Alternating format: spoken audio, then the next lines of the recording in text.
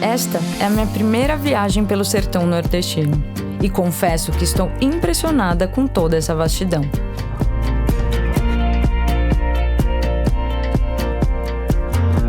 Eu sou a Andrea, sou sommelier nessa expedição.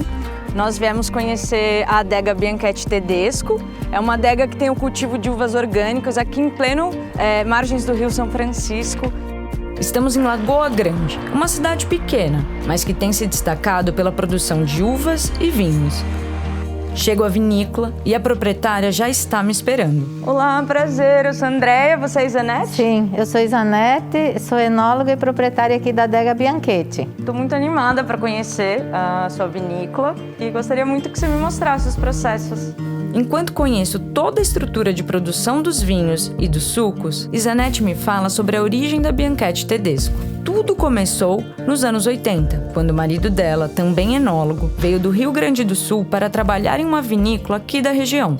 Vendo o potencial do Vale do São Francisco para a produção de vinhos, o casal se fixou no lugar, dando início ao sonho de ter o próprio vinhedo e uma produção autoral de vinhos.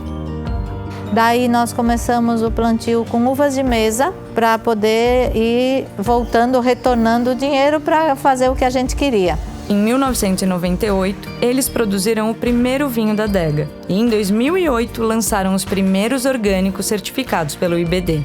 No cultivo da uva, então a gente só utiliza os próprios resíduos que a gente tem na indústria, bagaço, casca de uva, o talo, o bagaço da cana, tudo isso volta para as compostagens e adubações, para poder obter o selo de orgânico.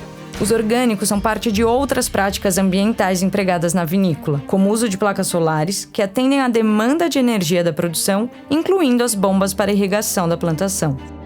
Como nas outras regiões visitadas por nossa expedição, a água do São Francisco é de vital importância para os negócios locais. Sem o rio não existiria nada disso. Você só iria ver a caatinga mesmo. Então, todo mundo que vive aqui, o Rio São Francisco é a bênção para todo mundo.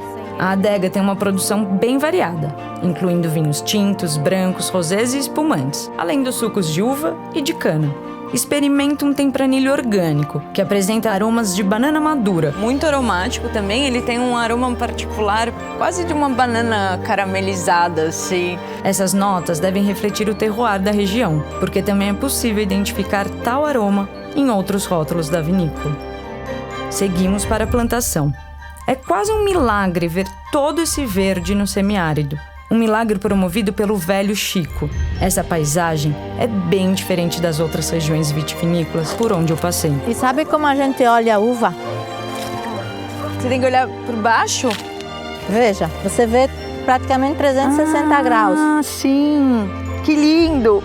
A maior parte das regiões vitivinícolas no mundo tem uma amplitude térmica mais acentuada. No Vale do São Francisco, ao contrário, a temperatura se mantém sempre constante, o que permite até 3 colheitas ao ano a partir da simulação artificial do inverno. Isso ocorre quando a irrigação das vinhas é cortada, e então as plantas hibernam.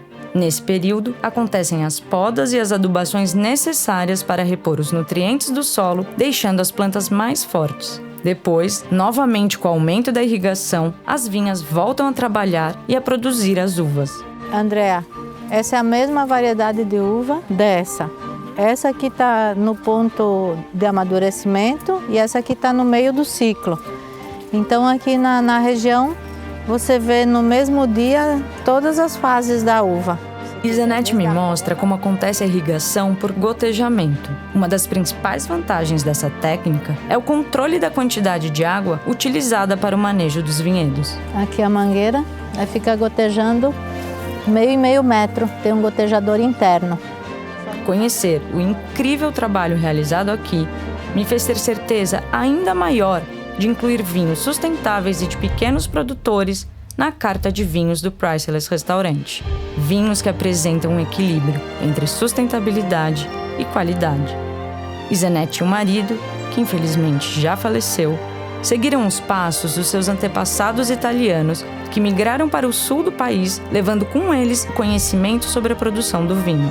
O casal carrega no sangue esse pioneirismo e, como muitos outros produtores da região, eles venceram as dificuldades e transformaram o Vale do São Francisco em um dos maiores produtores de vinhos do mundo. E no 5º episódio da série, o mixologista Lê D'Agostino descobre sabores incríveis para seus drinks no Priceless. Não percam!